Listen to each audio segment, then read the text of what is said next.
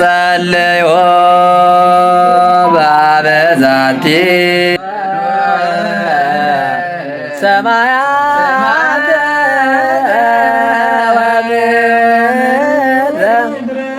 ዛሬ ሁላችሁም ምእመናን እንድትተባበሩኝና ለቤተ ክርስቲያን አንድ ሁለት አንድ እንውልላት ፈልጋለሁ። እነዚህ ሰዎች ቪዲዮ ስለሰራንባቸው ብቻ የሚያበቁ ሰዎች ወይም ደግሞ ስርዓት የሚይዙ ሰዎች ስላልሆኑ አንድ እርምጃ ብንወስድ መልካም ነው ብዬ አሰብኩ። በነገራችን ላይ እነዚህ ዲያቆናት ቤተ ክርስቲያን ውስጥ ለሚፈጸመው የስርዓት ጥሰት ሁሉ ምን ችግር አለው ብላችሁ የምትናገሩ የምእመናን ፍሬዎች ናቸው። ለሚፈጠረው ስርዓት የቤተ ክርስቲያን ጥሰት ሁሉ ችግር የለውም፣ ለምንድነው የምንነቅፋቸው? አትንቀፍብን ምትሉ ሰዎች ፍሬያችሁ ይሄንን እየመሰለ ነገ ደግሞ እያደገ ሲሄድ ሎቱ ስብሐት ቅዱስ ሥጋውና ክቡር ደሙ ሲፈተት ሰልፊ ያነሱ ቅዱስ ሥጋውን ክቡር ደሙ የሚፈትቱ ካህናት ዲያቆናት የማይመጡበት ምክንያት አይኖርም፣ የለምም። ታያላችሁ። ትንሽ ጊዜ ብቻ ጠብቁ። በዚህ ድንዛዜያችን ከቀጠልን ማለት ነው ቤተክርስቲያን እንዲህ የተናቀችው በእኛ በምእመናን እንዝላልነት ነው። እኛ ምእመናን እንዝላል ባንሆን ኑሮ እያንዳንዱ ስህተት ችግር የለውም ብለን በእንዝላልነት ባናልፍ እነዚህ ሰዎች እንደዚህ አይነት ስራ ሰርታውንም ዝም ብለው ከታለፉ ነገ እንደነገርኳችሁ ቅዱስ ሥጋውን ክቡር ደሙ ሲፈተት ሰልፊ እያነሱ ማይለቁበት ምክንያት አይኖርም። ከዚህ በላይ ቤተክርስቲያን የምትደፈርበት አግባብም የለም። ከውጭ ሆኖ ቤተክርስቲያንን ከሚደፍሯት ይልቅ ከውስጡ ነው እንዲህ ስርዓተ ቤተክርስቲያንን የሚጥሱና የሚደፍሩት ይበልጣሉ፣ ይብሳሉ። ስለዚህ ለቤተክርስቲያን አንድ ስራ እንስራላት። ለዚህ ጥፋት ተጠያቂ የመጀመሪያው የደብሩ ሰበካ ጉባኤ፣ የደብሩ አስተዳዳሪ ሊቀ ካህናት፣ ሊቀ ዲያቆናት ናቸው። ይሄ ስራ ሲሰራ ዝም ብሎ እንዳለፉ ተስፋ አደርጋለሁ።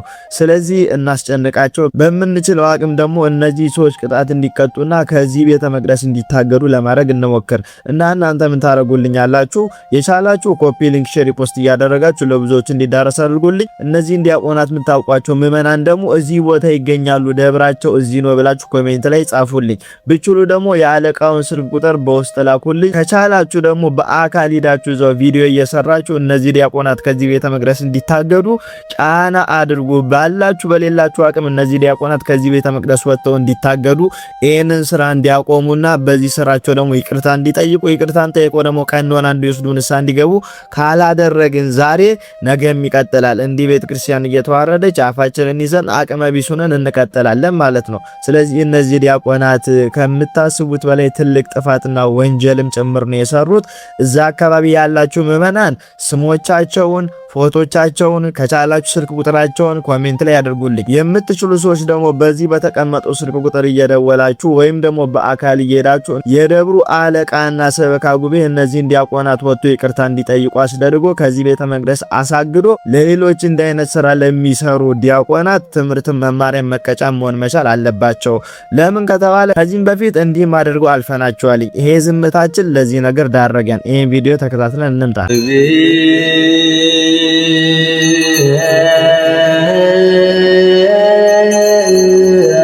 ቆይ ምን ትርፍ ለማግኘት ነው? ያውም ቅዳሴ መሃል ያውም እግዚኦታ እየተባለ በዚህ ማይክል በዚህ ሞባይል ይዘ ምቀርጾና ቪዲዮን እዚህ ላይ የምለቀው ቤተ መቅደስ ስልክ ይዛችሁ መግባታችሁ ሳይንስ ካሜራችሁን አውጥታችሁ እንደዚህ እግዚአብሔር የምትደፋፈሩት ለምንድን ነው?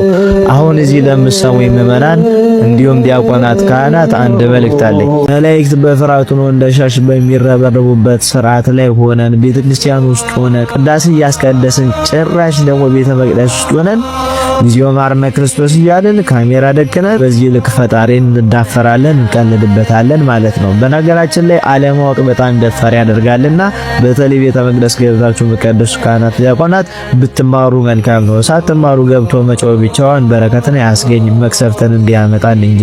ስለዚህ አንደኛ ለምእመናን እንቅፋታችሁ ነው፣ ሁለተኛ በሕይወታችሁ መክሰፍትን ጉዳትን ማለት ነው የምታመጡት። የቤተ መቅደስን ክብር ጠብቁ። ሶስተኛ ደግሞ ተማሩ።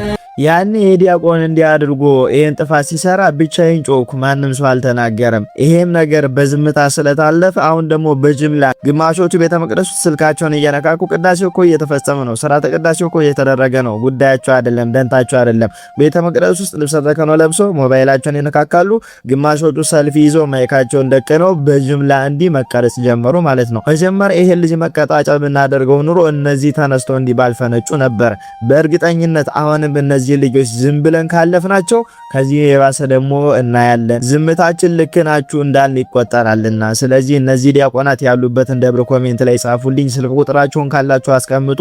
የደብሩ አለቃ ሄዳችሁ ጫና ፍጠሩ። ሰበካ ጉባኤ እነዚህ ሰዎች ከዚህ ቤተ መቅደስ እንዲያግዳቸው፣ ስራ እንዲያቆሙ፣ ወጥቶ ይቅርታ እንዲጠይቁ፣ ለሌሎች መቀጣጫ እንዲሆን አድርጉ። አለበለዚያ ቤተክርስቲያን በዚህ መልኩ መቀጠል ከሆነ ከውጭ የሚመጣባት ኃይል ሳይሆን ከውስጥ ያለው ኃይል ያፈርሳታል። ይሄን ጠብቁ።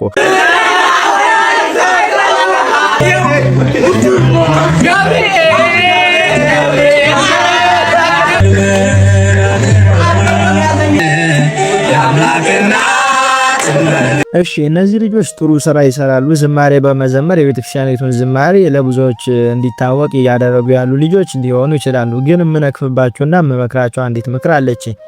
ዓለም የምታመጣውን ትሬንድ ሁሉ እኛ የመከተል ግዴታ የለብንም። የምትበሉት ነገር እንጀራ ነው። የምትዘምሩት ነገር ቃል እግዚአብሔር ነው። ምግበ ስጋ ወነፍስ፣ የስጋ ምግብ የነፍስ ምግብ በአንድ ላይ እየተመገባችሁ ነው። ግን ይሄ ነገር ስርዓት አለው።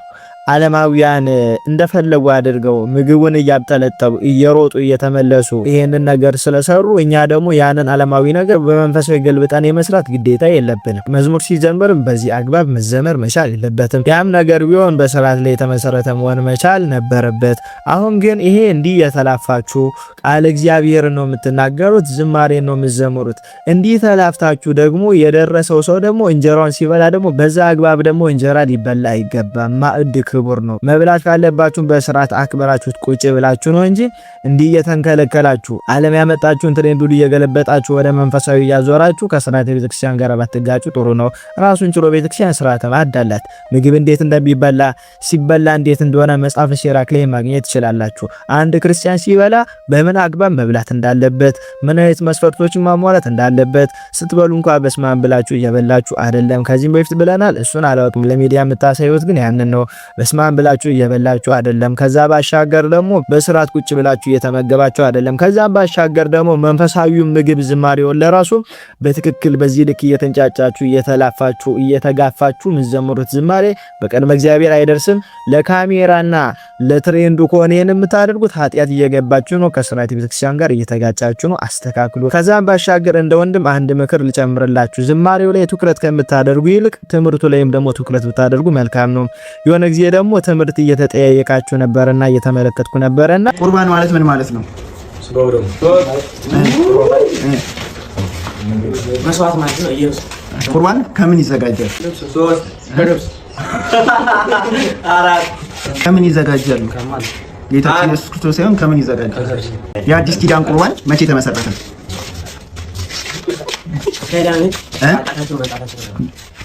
የአዲስ ኪዳን ቁርባን መቼ ተመሰረተ? ጌታችን መቼ ተመሰረተ? በጌታ ኢየሱስ ክርስቶስ ያስተማረው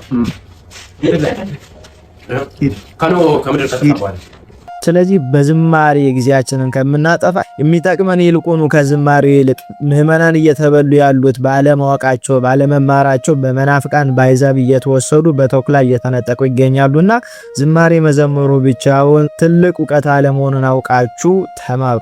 ስርዓተ ቤተክርስቲያንን ተማሩ። በሰንበት ትምህርት ገብታችሁ አሁን ክረምት ላይ የሚሰጡ ኮርሶችን ተቀበሉ። ከዛም ባሻገር በእውቀት የተደራጃችሁ ዲያቆናት መሆን መቻል አለባችሁ። ይሄንን ስነግራችሁ እንደ ወንድማዊ ምክር እንጂ እየተጫዋቹ እየነቀፍኳቸው አለመሆኑን አውቃችሁ በቅንነት ምክሬን ተቀብላችሁ ለማድረግ ሞክሩ። ይሄን ትሬንድ አቆሙት። ሴቶችም ሲሰሩ ተመልክቻለሁ። እናንተ ሴቶች እዚህ ጋር የምትመለከቷቸው ሴቶችም ይሄንን ትሬንድ ይሰሩት አይቻለሁ። ቤተክርስቲያን ይሄንን ስርዓት በፍጹም አትፈቅድም። ስርዓተ ማዕዳለ ምግብ የሚበላበት አግባብ አለ። ስለዚህ በዛ ልክ ሁሉም በስርዓት ብታደርጉት እናንተም ትጠቀማላችሁ፣ የሚመለከታችሁ ሰዎችም ደግሞ ጥሩ ትምህርት ይወስዳሉ እንጂ ከዚህ ምንም አይነት ትምህርት ልንወስድ አንችልም። ዝማሬን በዚህ መልኩ አይዘመርም። ሁለተኛ ነገር ደግሞ ምግብን በዚህ መልኩ አይበላም። አሁንም ደግሞ ያንን የምትዘምሩት ዝማሬም ልክ ነው እያልኩ አይደለም። ዝማሬ እያቆራረጣችሁ ለምትፈልጉት ነገር ብቻ የተጠቀማችሁት። ዝማሬ ሲዘመር በስርዓት ከተጀመረው ሁሉ ማለቅ መቻል አለበት። ወረብ ከሆነም 3 መዘመር መቻል አለበት ወይ አንዴ እንጂ ጀምራችሁ ለትሬንዱ ብላችሁ ታቋርጡታላችሁ። ቃል እግዚአብሔርን እየቆራረጣችሁት ጀምራችሁ ማቋረጥ ጀምራችሁ ማቋረጥ ምንድነው ሲባል ትሬንድ ነው ለቪዲዮ ተብሎ ነው ችግር የለውም ይባላል። ግን ችግር አለው። ያም ነገር ልክ አይደለም። ትምህርት ላይ ተመርኮዙ። ዓለም የምታመጣውን ትሬንድ ደግሞ የመከተል ግዴታ የለባችሁም፣ ግዴታ የለብንም። ይሄንን አስተካክሉ ለማለት ነው። ስንት እምነት አለ፣ ግን ግደልና ጽድቅ የሚል ኦንሊ ብቸኛው እምነት እስልምና ነው። አንድ ነገር ቃል ይገባላችሁ። የሆነ ቄስ የሆነ ትምህርት ካስተማረ ዋሽቷችኋል ወይም ደግሞ በክርስትና ያለው እያስተማረ ነው ያለው። ይሄን ያዙልኝ። ቄሱ ምን እንደሰማችሁት እስልምና ገዳዮች ናቸው፣ በአለማችን ላይ ግደውና ጽደቁ የሚለው እስልምና ብቻ ነው ብሎ ትልቅ ውሸት ዋሸ። በዚህ ምን አያችሁ? ቄሶቹ ካለ ማስረጃ እንደሚያወሩ ኢቭን ቲክቶክ ላይ ብቻ ሳይሆን በምድር ያሉት ቄሶቹ አጭበርባሪዎች እንደሆኑ ታዘባቸዋል። ለማንኛውም አሁን እስልምና ምን እንደሚያስተምር ላሳያችሁና ራሳችሁ ፍረዱ፣ ታዘቡት። አንድን ሰው መግደል የዓለምን ሰው እንደመግደል ነው የሚያስተምረው እስልምና ነው። አያችሁ አይደለ? የዋሃብያ ታርጋው ምንድነው ካልክ መዋሸት ነው በቃ። እኔ እንደዚህ አይነት ቀጣፊ የሆነ ልጅ በህይወት ያጋጥሞኝ አያውቅም። ብዙ ነገሮችን ከገድላትም ከመጽሐፍ ቅዱስም እያመጣ ባልተተረጎመበት መልኩ የራሱን ትርጓሜ እየሰጣቸው ቤተክርስቲያን እንዲህ ትላለች ብሎ ይናገራል። በነገራችን ላይ የዋሃብያ ታርጋው ውሸት ነው። ኮፒ ሊንክ፣ ሼር፣ ፖስት እያደረጋችሁ አዳርሱልኝ። እኛ በፍጹም ቁርአናችን ግደሉ አይልም፣ እንደውም ተዋደዱ ተፋቀሩ ነው የሚል አላህ እንዲህ ብሎ ነው የሚያዝ እያለ እየቀጠፈ ነው ኡስታዝ ነው ብሎ የሚጠሩት። እንግዲህ እነዚህ ሰዎች መጽሐፍ ላይ ያለውን ከመማር አልፎ በተግባር ደግሞ መሬት ላይ ወርደው ሰው እየገደሉ ከዛም ባሻገር ደግሞ እየሰለጠኑ ሰዎችን ደግሞ በዚህ መልኩ እየጨፈጨፉ ይገኛሉ። ለዚህ ለተናገርኩት ነገር ያለ መረጃ አላወራውም። እያንዳንዱን ቪዲዮ እንመለከታለን። እነዚህ ሰዎች ገዳይ እንደሆኑ አራጅ እንደሆኑ ተደራጅተው ሰልጥነው ደግሞ ህዝቡን እየጨረሱ እንደሆነ ማስረጃው ይሄውና አንድ ባንድ ተመልከቱ። አሸባሪዎች አላሁ አክበር እያሉ ሰው የሚያሉት ለምን ይመስላችኋል? ሱራ 9 ማለት የነሳ ምዕራፍ ላይ ሱራ 9 አያ 5 ላይ እንደዚህ ገና ብላችሁ የተከበሩ ወሮችን ባለቁ ጊዜ እሺ አጋሪዎችን ባገኛችኋቸው ስፍራ ግደሏቸው አለ። ያጋሩ ባላ ሌላ አምላክ ያመለኩ ማለት ነው። በትርጉሙ ባገኛችሁት ስፍራ ምን በሏቸው? ግደሏቸው። አላህ አክበር እያሉ ነው ያረዱት። አይናችን እያየን የታረደው አቻለው። ሰው በሃይማኖቱ ከተገፋ እየታረደ አርደው እንኳን እኮ እንደሰው አልተውትም እኮ የታረደበትን ጉሮሮ እኮ ነው በእንጨት እየወጉ አይኑን አውጥተውት እያየን እንደዛ ያደረጉት። ብዙ ምጫጫቸው ካፊሮች ስላሉ ለነዛ እንደይደቅመን ትሬኒንግ ነው። ለነዛ ትሬኒንግ ስለሚወጣ ነው። ይመቻችሁ። ያው እስከማርለቱ ድረስ ተዘጋጁ። ሰሞኑን ወሎ ላይ የሆነ ነገር ታያላችሁ። አንድ ሙስሊም 2000 ኦርቶዶክስ ካልገደለ ሙስሊምነቱን አናረጋግጥለትም ካሁን በኋላ። ስለዚህ እስከ ቤተክርስቲያን እስከ ገዳሙ ነው። አዎ በትክክል በለው እያልኩ ነው። ይሄ ሌባ ካልጠፋ ሰላም አይገኝም። ወላሂ ነው የምላችሁ። ወላሂ ጳጳስ ወሎ ውስጥ አይቀመጥም። እመነኝ። ትንሽ ቀናት እያልኩ ቆይቻለሁ። ከዚህ በኋላ ግንባር እንትባላለን ቆሻሻ ማለት ነው። ኦርቶዶክስ ይጨርሳለን በአላህ ፍቃድ። አላሁ አክበር ጂሃድና ውጅበት አላሁ አክበር አለን እስከ ዳር እንነሳበት። የቁም ሬሳ ናቸው። አላህ Subhanahu Wa Ta'ala ያው ትእዛዝ ለመፈጸም ዛሬ ላይ በዝግጅት ላይ እንገኛለን ኢንሻአላህ። አላህ Subhanahu Wa Ta'ala ደግሞ በዚሁ ሻሃዳን እስከናገኝ ድረስ ጽናቱን እንዲሰጠን እንለምናለን። አያል ኩፋር ወልሙርተዲን እናንተ ከሃዲያንና ከዲኑ ዳራ የተመለሳችሁት አላችሁበት ድረስ እንደምንመጣ ኢንሻአላህ እንተማመናለን ማለት ነው። በአላህ Subhanahu Wa Ta'ala ፍቃድ አላችሁበት ድረስ በርድም ይሁን በተላሽ እንመጣችኋለን ኢንሻአላህ። ክርስቲያኖችም ማረን ነው። ይሄው ጂሃድ ማለት ምንድነው ማለት ክርስቲያኖችም ማረን ነው። ያው ምንም ልዩነት የለውም። ያለ ጂሃድ ያለ ትግል ነስር የለም። ያለ ጂሃድ ያለ ትግል የኢስላም ዳር ድንበር ሊከበር አይችልም። የኢስላም ባንዲራ ከፍ ብሎ እንዲውለበለብ ምድር በአላህ ሸሪዓ እንድትተዳደር ጂሃድ ግድ ነው። ጂሃድ ከሌለ እስልምና ውበት የለውም። ከዚህም ባሻገር ደግሞ እነሱ አራጅና ገዳይ እንደሆኑ ከራሳቸው ኡስታዞች ተምተን እንመለስ። አምሮት ማንን የፈለፈለ ነው? አይኤስን የፈለፈለ ነው። ሐቂቃ እንነጋገር ካልን አይኤስ በማን ነው የሚመራው? እነ ፈቱል መጂድን እነ ኢርሻድ የሚባሉ አሉ። እዚህ ይዘናቸዋል። ምላስ የሚያሉ ኪታቦች በእነሱ ነው የሚመራው። ቦኮ ሐራምን የፈለፈለው ማን ነው? የሙሐመድ ኢብኑ አብዱል ወሃብ አስተምሮት ነው። አልሸባብን የፈለፈለው ማን ነው? የሙሐመድ ኢብኑ አብዱል ወሃብ አስተምሮት ነው። የዋሃብያ መስመር አይቀጥልም። ዋሃብያ ረብሻ ሲኖር ነው የሚያተርፈው። ሰላም ከሆነ ጸጥ ካለ መስጊድ ካልተቃጠለ ረብሻ ከሌላው ሃይማኖትም ጋር እርስ በርስ ካልመጣ ይደርቅባቸዋል። አክራሪ ጽንፈኛ አይኤስ ቦኮ ሐራም አልሸባብ አልቃኢዳ ሀገርህ ላይ እየተስፋፋ ነውና ይሄን በጋራ እንታገል። እነሱ አይኤስ አይደሉም ማለት መታለል ነው። ከገ መጅሊስ ይዘው ኢትዮጵያን ባንዲ ካረጉ በኋላ አይኤስ አይሆኑም ወይ? ይሄ መታለል ነው የሚሆነው። ክርስቲያኑ ሚንታ መጀመሪያ ሶፊያውን ከጨረሱ በኋላ ክርስቲያኑን ይጨርሳሉ። ይሄንን እወቁ። መንግስቱ ሚንታ ክርስቲያኑ ሚንታ ለሀገር አይበጁም፣ ለምንም የሚበጁ አይደለም። ይሄ ቃዒዳ ይዘው ነው ወሃቢያዎች በየትኛውም ሀገር ሲጨፈጭፉ ሲገድሉ የምናያቸው ማለት ነው። በተለያየ ሀገር በሶሪያ፣ በሊቢያ፣ በኢራቅ በዛ እስኪ እኔ ታሪካቸው መግደል አይደል በየቦታው የሚገድለው ማለት ነው ወሃቢያ አይደለም። አሁንም ቢሆን ክርስቲያን ወገኖቻችን ነቅተዋል። አሁንም ንቁ። አህሉ ሱና ወል ጀማዓ ባጠቃላይ ልትነቁ ይገባል። አሁንም በድጋሚ ማለት ነው። አታጭበርብሩ። ወሃቢያዎች ሲነቃባችሁ አታጭበርብሩ። ስለዚህ ፕሮፓጋንዳ እናንተን ከውሸት አያድናችሁም። እየዋሻችሁ ህዝቡን ወደ ጨለማና ወደ ገሃነም እሳት ባትሰዱት መልካም ነው።